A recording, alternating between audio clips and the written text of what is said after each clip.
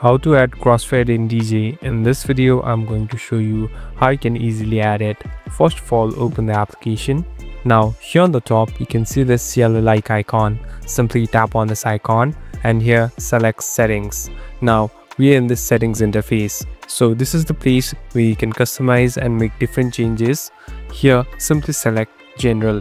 Now slowly scroll down to the bottom part.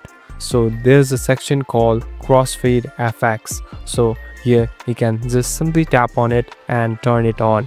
So this has automatically started or enabled crossfade.